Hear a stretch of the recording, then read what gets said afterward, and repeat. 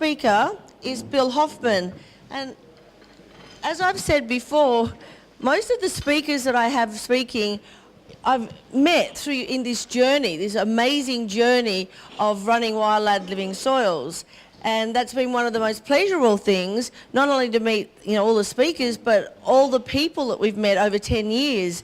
And it's just amazing. Now, how I know Bill is Annie, my best friend who I went to school with, lives up at Lismore. And I've been at many of the Curtin, Bill has been, and I have been at many of those family events with Annie. And when I was running the seminar, I knew a lot of people were into beef production, and I rang Bill up and asked him would he come down and speak. So it's just an honour to have Bill and his wife Jane up the back here in Young, and have come down especially to speak at the Wildland Living Soils, our seminar. So Bill is one of Australia's top beef consultants and cattle producers in the Northern Tablelands. Starting his career in the DPI, Bill now travels Australia consulting to leading beef cattle producers on identifying and managing profit drivers in the beef industry. So I would like to welcome Bill, and I think he will follow with the rest of the information you all need to know. Now, oh yes, that's what I've got to do. The evaluation sheets from yesterday, has everyone filled them out? If you can pull them out and at lunchtime, maybe just put them up here on this table. Who would like a poncho? We can go and buy some of those cheap ponchos so you look like real tourists to go on the bus trip, because it is raining out there. Just put up your hand and Chloe will go and buy some. One. Who can count more than I can? Better than I can. Do you want to count them, Cam, for me? How many? You didn't count those. Okay, please. Sorry, hands up again. Way high. 1, 2. You're counting? You're counting. I can't count, didn't I tell you? 21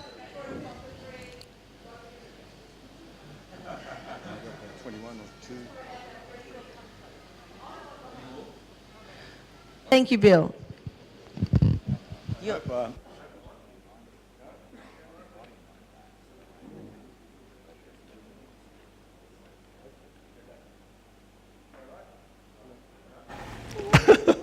are on now. I'm on now, okay. Thank you. That's not a good way to start. Oh, thank you, Rhonda, for that introduction, and thank you, Rhonda and Bill, for your hospitality and the invitation to come down, and what a great night it was out at your property and your home last night. So thank you and congratulations. I know what it's like after my long career in DPI putting these sorts of events together, and there's a lot of work in them, and I can see that you've put a lot of effort into this, and well done. I feel a little bit daunted to follow that powerful presentation by Ray just before morning tea, so I hope I don't change the tone too much, but I am going to take a little different, I guess, tact to the path this seminar has followed over the last day and a bit, in that I'm not going to be talking about biological beef cattle production or organic beef cattle production.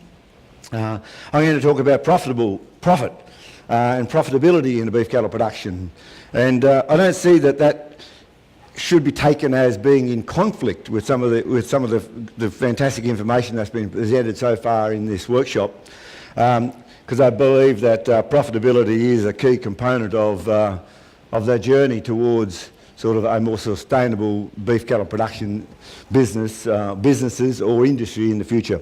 I think we have to recognise that productivity and profitability, are key components.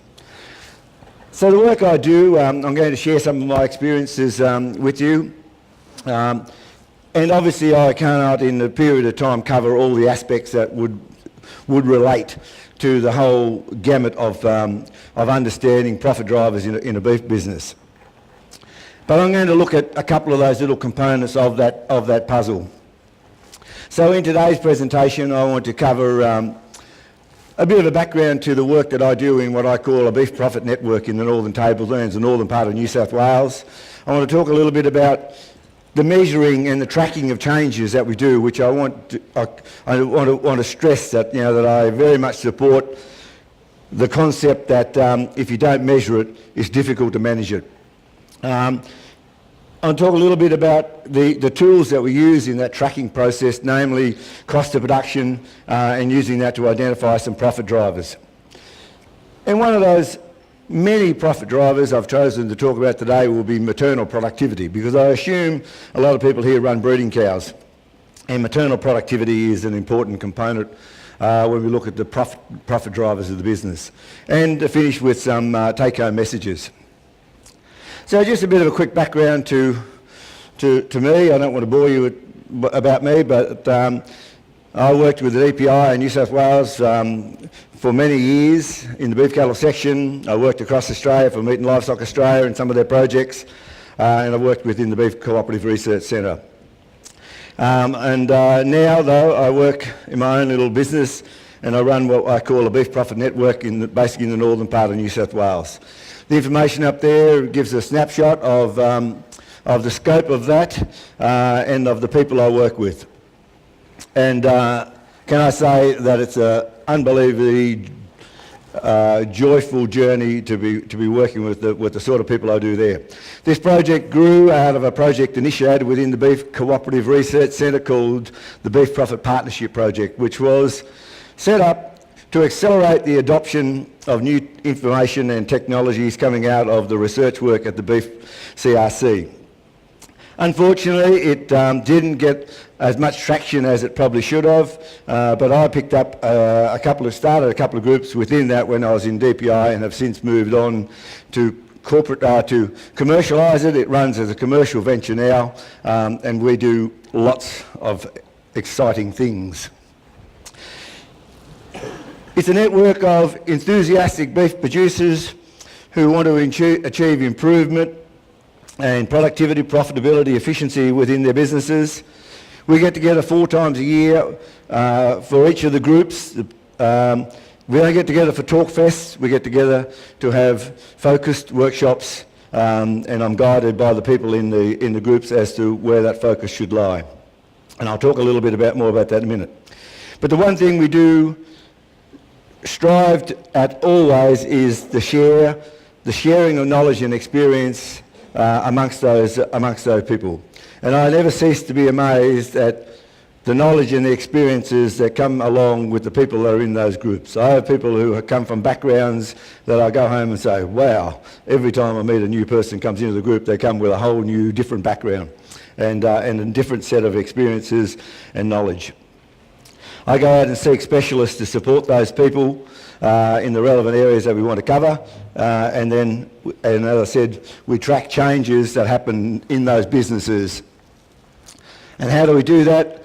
It's simple. When I set this up, I wanted to differentiate this from other consultancy and benchmarking projects that are available. This is not new, this is not rocket science, but the simplicity of it is what how I tried to differentiate it. People don't pay a big membership fee to be in this group, so we keep it simple. And we use cost of production, and we use a very simple operating profit equation to give us guidance as to where we should put our focus. And that profit equation is kilograms of beef produced multiplied by the operating margin, and our operating margin is simply defined by price received less cost of production. So when we look at an aspect of a beef production business, we ask, where does it fit in relation to that? And quite simply, that means operating profit per 100,000 kilos of beef produced. If you're selling it for $1.85 and it's costing you $1.25 to produce it, you've got a 60 cents per kilo gross indicative operating profit margin. So what I want to do is just to flick through some of the sorts of KPIs that we extract out of our data across those northern tablelands, beef producer groups, and the data that individual producers put to me. I'm not here to tell you people in southern New South Wales that you should do this or you should do that. I'm here basically to share with you the experiences that I've gained through my work with the people with my clients in the north. KPIs for productivity. Simply, 10, 11, we're just collating up 11, 12 data now, so it's just some of them are a little bit slow getting the cost of production returns in, so I chose to go with 10, 11. Now, 190 odd thousand kilos of beef was the mean production. We take the scaling effect out of that, and we use a KPI simply called kilograms of beef per hectare. So that's meaned across the group to give you an indication of the scope or the scale spread there. The majority of the businesses are family-owned businesses producing between 100 and 300,000 kilos of beef. There's a few bigger businesses that produce in excess of 500,000 kilos of beef, but they're by and large fairly small, fairly few. Have you a pointer? No, it won't work. It won't move. Go that way with your presentation, or the middle one. I don't think it'll move because I haven't got the driver in. It's my computer. I'll use the pointer though. Where is he? He's up there somewhere, way up on the top there. So the majority of the businesses fit in that, family businesses, in that range of 100 to 300,000 kilos of beef. And in kilograms per hectare, again, they're around 100 to 300 kilograms of beef per hectare. I don't doubt that you read industry magazines like Feedback from MLA where they write stories about people producing 1,000 kilos of beef per hectare. Well, let me assure you, there's very few properties in Australia produce 1,000 kilos of beef per hectare across the property. Very, very few. I've got a handful of people who are in the business of pushing up towards to above 500 kilos of beef per hectare. But there's very few that reach up into that 1,000 kilos of beef per hectare. Cost of production was the other part of that equation I had up there, and I want to just spend a minute to talk about cost of production because I support the concept of cost of production as an indicator of potential profit in your business. Why? Because, and this slide is courtesy of Holmes and Sackett. John Francis of Holmes and Sackett gave this slide to me and said that it was okay to use, so I thank them for that. But the reason I support cost of production is that it's relatively easy to calculate. My clients do it on their own after some tuition. They manage to be able to drive the calculator that I use to calculate cost of production. And it's a simple cost of production calculation that looks at operating costs for the business. Excluded financing costs, capital reinjection, that sort of level. We do not go to that level. I'm not suggesting that that's not an important component of your business to evaluate. For where we operate at the operational level, which is cost of production. But we do put in there a cost for your labour as an owner-operator. We value you at $50,000. That's a point of contention. Some people suggest that they might be worth more than 50,000. Other people suggest they're worth less than 50,000. And we put a second person into the business at 27,000, and what I don't do is get involved in who's valued at 50,000 and who's valued at 27,000 in the same business. I certainly stay out of that discussion. But we do that to try to keep uniformity so then if we do start to do some benchmarking, we are comparing apples with apples and not throwing all sorts of things in the basket and trying to pull something out, which I suggest potentially some other benchmarking projects might do. So I think it's, and the other important thing is it's strongly correlated with profit. And I'm always asked, well, what's a good cost of production figure? I don't draw lines in the sand. One thing I don't do in my business, in my benchmarking, is to say you're a failure if you're producing beef for more than $1.60, which this line is drawn on there, or you're magic because you're producing for $1, because I believe that the individual business and the people involved in that business need to decide what's a sustainable number from a profit point of view in relation for their business. And I don't think it's my right to tell them or infer them that they're good, bad, or indifferent in relation to that. But this data says fairly clearly that if you push above that line that I've driven there at $1.60, if you look at the number of dots there, there's not too many dots to the right of that line that are above the black arrow, which is the break-even line. So that would be, but then there are plenty of businesses that would say they need to be less than $1.60. Just bear with me for 1 second. The first thing that people, I guess, think about when we talk about reducing cost of production is slash and burn in relation to how much money they spend on their business. These numbers are averages that come out of the data, and it basically says that 50% of the cost, by and large, are in overhead costs. The other 50 is split basically between labour costs and enterprise costs. And you would ask, well, where do you start if you wish to look at trying to reduce costs within a beef business of this type that I'm dealing with here? 7 of the 17 cost cells that I collect data in account for, as the slide says, 72% of the total cost to run the business. And those 7 are listed up there. So if you start picking off trying to save money in the other 10 cells, you're looking at costs that really contribute, in a lot of cases, less than 2% across the board. And the old saying is, we go and try and save a couple of $100, go and spend a day at the local ag field days and come home feeling really chuffed because we've saved a couple of $100 on a drummer drench or whatever it might be, or some of Rhonda's compost. Put that into your cost of production calculation and you need to turn on about 20 decimal points to make it change the actual figure. So my message there is that, seeking to achieve efficiency in relation to the cost of production for your business shouldn't be about a slash and burn in relation to costs. Of course, costs are important, but you need to think a bit more about it. Cost of production for the people involved in my business, my network.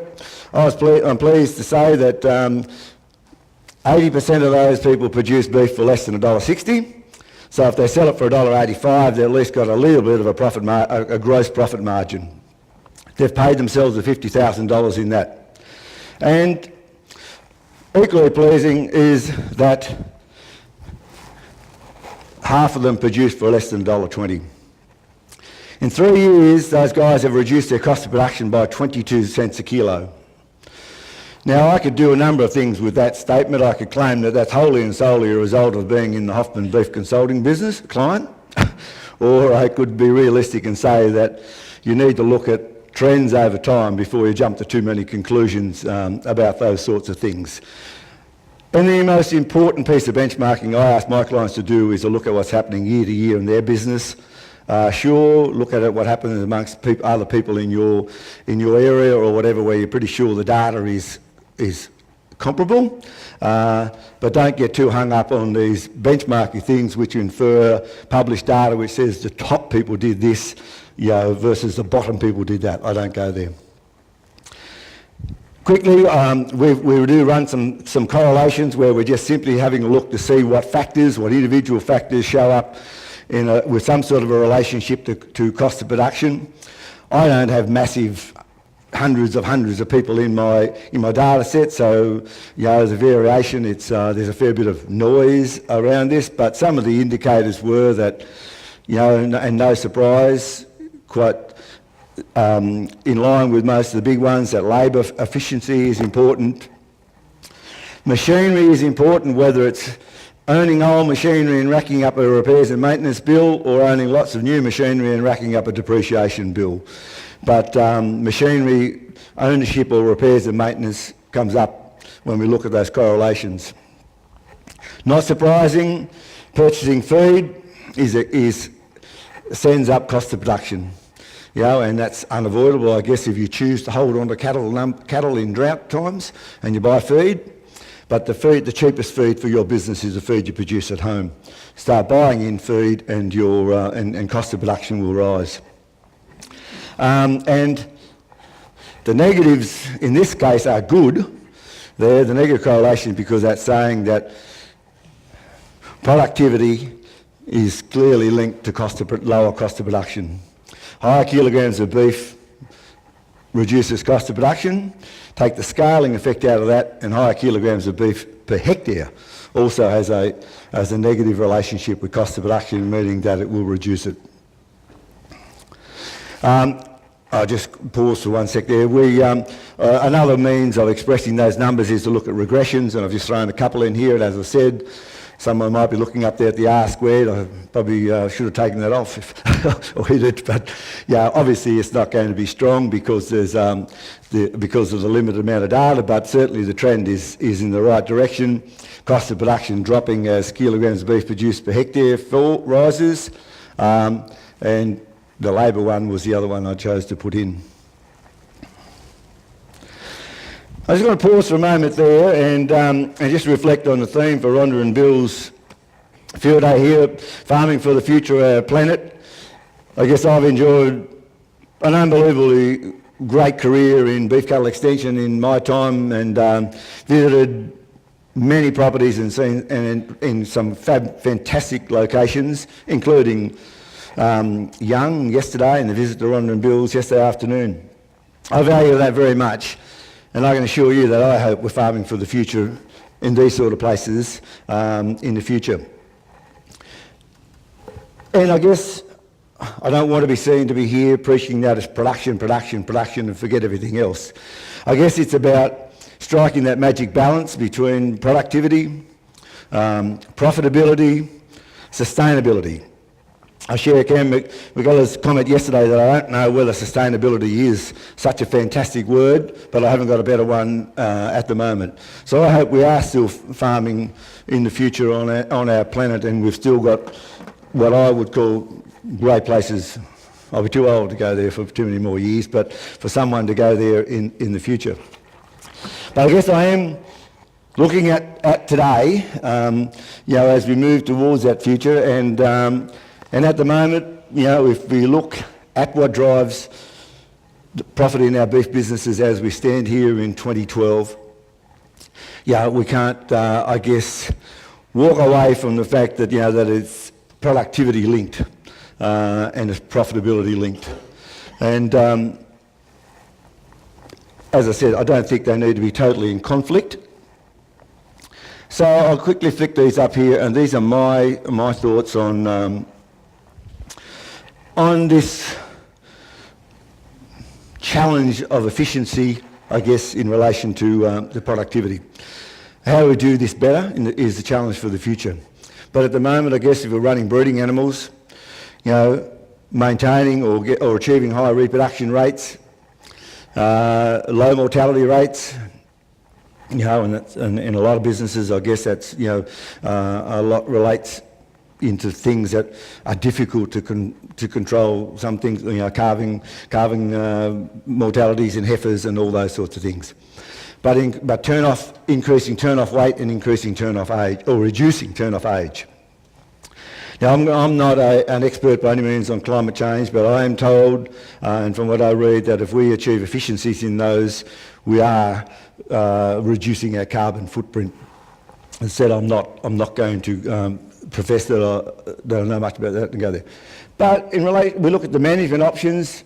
There's long lists of them we can draw, and how we might achieve that.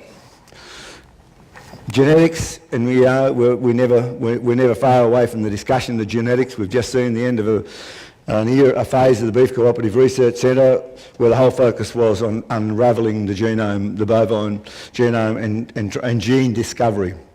But what it showed that we've got one hell of a long way to go yet.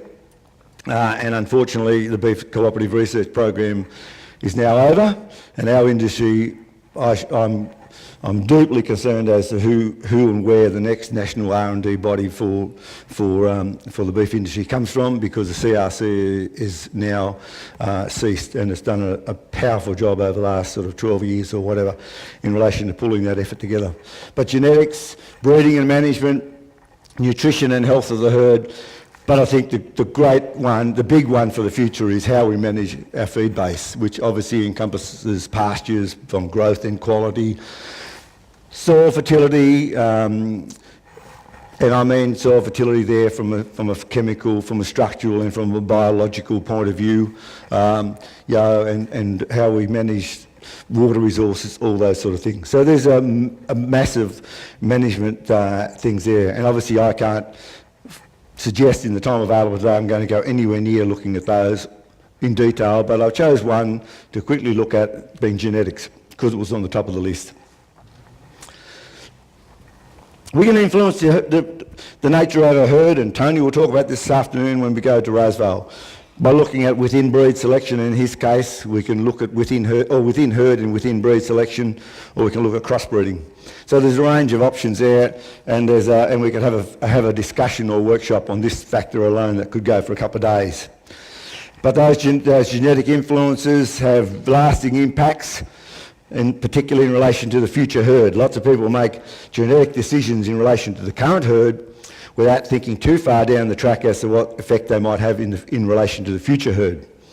Short-term responses to get growth rate can bring with it, issues in relation to birth weight, mature cow weight, fatness, fertility, and carcass traits. But many of those are interrelated. They are not standalone issues, which makes the challenge a little bit more difficult. For example, if we take a short-term decision to accelerate growth rate in our cattle, because at the end of the day we'd largely get paid on growth rate. I know that's a gross statement to make, but it's a driver. We pull birth weight along with it, unless we are paying a lot of money and seeking out curve bender bulls. We'll talk about curve bender bulls another day. But we pull mature cow weight with it. What happens when we increase mature cow weight? We have bigger cows, they're leaner, they eat more, which might not be an issue when you've got food this high like you guys have got at the moment. But I suggest that big lean cows might not necessarily have been in favour here when you had 5 or 6 years of drought.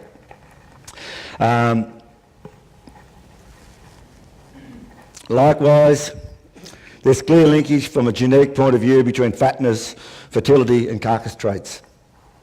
And DTC is a genetic measure for fertility, days to calving, that stands for.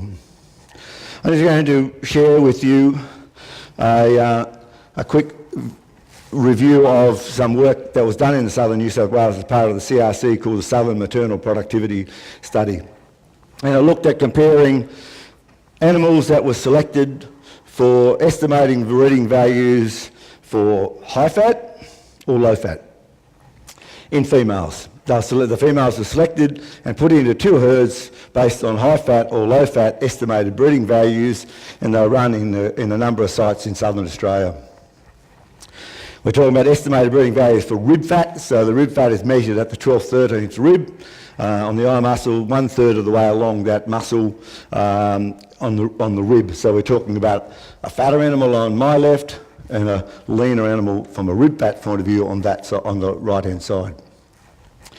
Now I want to just present a little bit of the science here, so I apologise if I'm going to be forced to go a little bit fast, and I want to keep this as relatively simple as I can. So one line of heifers were selected because they had positive estimating breeding values for fat, and they were called the high fat line. A corresponding line of Angus heifers were selected with similar growth traits that had negative rib fat EBVs, which was basically saying these are genetically leaner animals versus a genetically fatter group. And they looked then at the maternal productivity of those females over a significant period of time. And I'm just going to share just one trait with you, the information about one trait in relation to fertility. High fat or genetically fatter animals, much the same age at their first joining, much the same weight, 1 millimetre, which is only about as thick as this, 1 millimetre difference in fat measured at the rib fat. 4.5 versus 3.6, you might say, well, what on earth difference would that make? Have a look. After 9 weeks of joining, there was 91% in the high rib fat group versus 83%, an 8% difference from a 9-week joining. You might say 8 calves in 100, now, is it worth worrying about?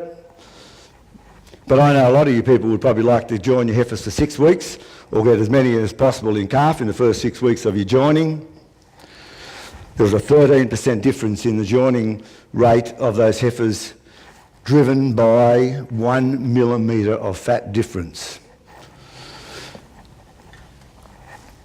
Did that change itself, or did I change it?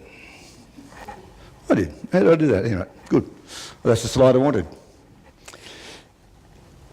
So 4 mils of fat, about this much fat. Very, very magic number. Because as that graph is trying to predict is that there is a significant response in percentage on the vertical axis as you rise from, say, 2 to 4 mils of fat. A massive difference. It flattens once you get up to around 7 mils of fat. So more fat, more and more and more fat doesn't give you any cumulative advantage. But there is a critical period of a position around that 4 mils of fat. In a season like this, the heifers will be rolling fat. 4 mils of fat would be not an issue. And you might say, I don't need to worry about selecting heifers on from a genetic point of view for fatness because I'll just get them fat when I need them to be fat. And that's a fair enough response.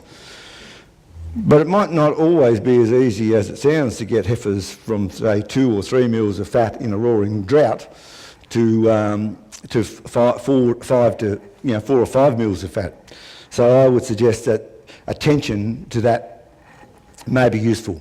I'm just using one example here of this complexity of interactions that happen when we choose to run beef cattle and start to look at the genetic effects related to the environmental effects. This is the genetics and environment interaction, which lots of people love to stand up and talk about. What happened when those heifers were wet with their first calf and were rejoined? And they were run on 2 different levels of nutrition. I haven't got time to go into lots of detail about that, but they run on a high level of nutrition and a low level of nutrition, as the names imply. There's a significant difference again in favour of the genetically fatter heifers in their ability to go back in calf when they got their first calf at foot, which is obviously the most susceptible animal on anyone's property, is their wet first calvers. They are the problem group, when feed becomes a bit challenged.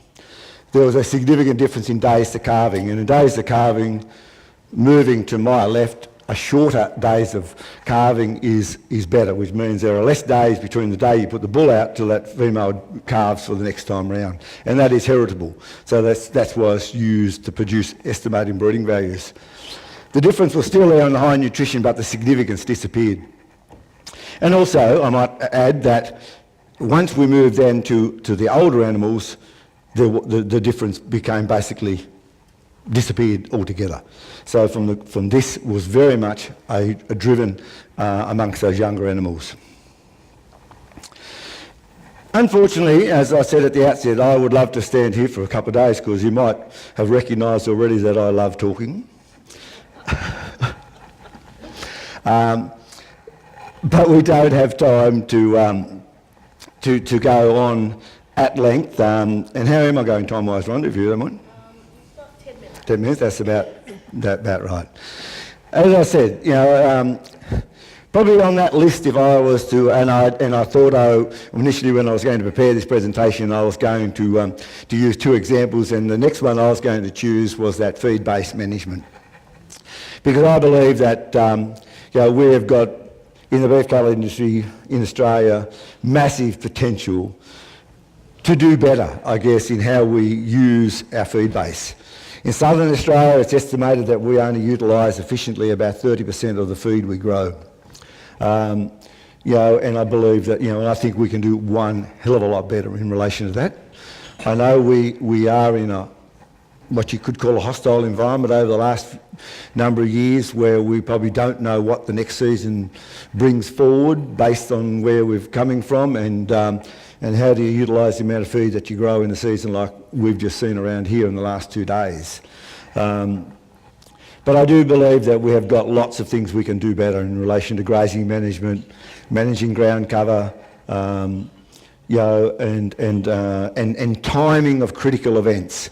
And matching, and I'm talking about calving and weaning for the breeding herd are the 2 critical events. They're the 2,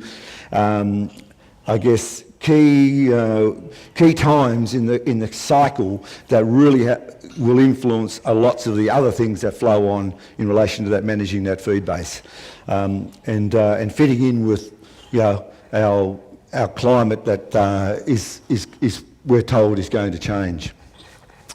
But What I do, and I just flick through some photos here, it's always good to throw a few photos up. What do we do in this with amongst my clients is that we do lots of those things that are still on that list that we haven't done.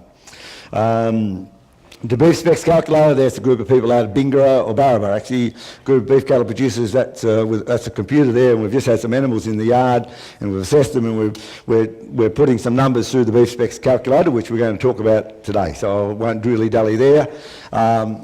There's a group of my northern New South Wales guys where we're talking about feed-based management and lactation land estrus in Brahman cross cows, and you can see in the middle there an old Brahman cross cow come up to have a listen to what we're talking about.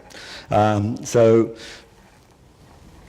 we try to be extremely hands-on in what we do. We don't fiddle around in talk fests, around the comfortable surrounds. We get out in the paddock. We actually have we scratch around in the grass and we do all those sorts of things. We share knowledge and experience. 4X Gold beer is not always included, but in that situation 4X Gold was included to help with the sharing of knowledge and experience. And after all my years working in DPI as an extension officer, I guess I've never really appreciated how powerful that is. Just getting people together in the right environment amongst like-minded people, and everyone doesn't have to agree. We don't have to always come out of these discussions with an agreement, but just sharing the vast amount of knowledge and experience is unbelievable. We cover a range of issues when it comes to feed base. That was the day we were looking at, a girl was talking about fescue pastures. She's a fescue breeder at Glen Innes Research Station. We're talking about a newly sown pasture there, improved pasture in the Northern Tablelands. This day we had Lewis Kahn, Dr. Lewis Kahn, some people might know from Lewis is from Armidale, and that was an alternate non-chemical fertiliser strategy day. Lewis has run a couple of on-farm trials in the Northern Tablelands through MLA producer demonstration site grants. So we were on a different tack that day. We were looking at non-chemical strategies. Getting started with cost of production, as I said, I support cost of production strongly because it is, to use that terrible word, doable at home for the average sort of person running a family business once they get some tuition. And the little caramel tarts were even helping with getting started with the cost of production there. From that we go to something a bit more gruesome. A round of workshops I've just completed with some help from a veterinary expert in the Northern Tablelands on Tyleria, which I'm not going to start talking to you about Tyleria here, but you want to hope your liver doesn't ever look like that. It's new in inverted commas because there's a new strain which is causing significant deaths in cattle in Victoria and all over in southern New South Wales to a degree, but certainly in the Northern Tablelands. We look at other animal health issues. Pestivirus, you would have all heard about pestivirus. You've been sort of battered with a heap of information about pestivirus, and it was this little exercise I ran where we bled animals from about nearly 30 herds across the groups, and we use those results for our discussion purposes. And the message I got back at the end of those workshops was the guy said we learnt more about pestivirus in this exercise than we've learnt in the last 3 years. And that's a typical set of results. Again, 50% of those young females have got no antibodies to pestivirus, meaning they've not been exposed, and 50% have been exposed. And one animal there has been exposed in the last month or so, and there's an 80% chance, do a risk assessment there's an 80% chance that group of cattle is heading for a train wreck in relation to calving rates as a result of a potential pestivirus outbreak. Thank you. So ahead. At my age, my wife tells me this slide should be blank. She's reading it up there now because she doesn't know. She's looking intently at this. But I hope to, in the next 12 months, to do my little bit in the few years that I've got left in the beef cattle industry, to grow the membership of this little network that I run in my business to 100, to have all those people, calculating their cost of production and focusing year to year on a couple of simple benchmarks for their business. and hopefully helping them with their profitability, which I believe then helps them move to another step in their businesses, which might be helping with sustainability issues. We've got some genetics workshops coming up in the next few weeks, or the first part of November, looking at calving ease and fertility, two key profit drivers in a breeding herd. And next autumn, we're going to tackle the touchy issue of drench efficacy and worm resistance testing in the northern tablelands. Why do I do it? Because I love it. And in summary, I'm also pleased to see that the key messages that I've picked up in my little network are fairly well supported by the outcomes from bigger benchmarking studies. Sandy McCutcheon wrote that in the publication that I read recently. We're not saying people is boom or bust that you go out there and try and get the highest kilograms of beef produced and be able to go down to the pub and talk about it. I don't give prizes out for that. But it's about trying to be efficient and be above average, I guess. Again, we're not suggesting that you rape and pillage the place and try and produce beef for 50 cents a kilo. And price is always forefront in any discussion because everybody believes that profitability is wholly driven by price. Well, I would suggest that the relationship between price and profitability is not strong in all cases. I know the back 4 pages of the Land newspaper every week carry pictures of people who got the top price of the weaner sales or the top price of the bale of wool or whatever, but I suggest the relationship between that and profit might not be overly strong. But I got it on the back page of the Land newspaper. So my take-home messages, I'll be quick because people picked them up there. There they are. Thank you, Rhonda. No, I've pretty well covered them. And as I said, I will focus on those last two. I believe that if you don't manage what's going on in your business, you're going to struggle. If you don't measure what's going on in your business, you're going to struggle to manage it. And a simple place to start, if you haven't already done so, would be a cost of production calculation.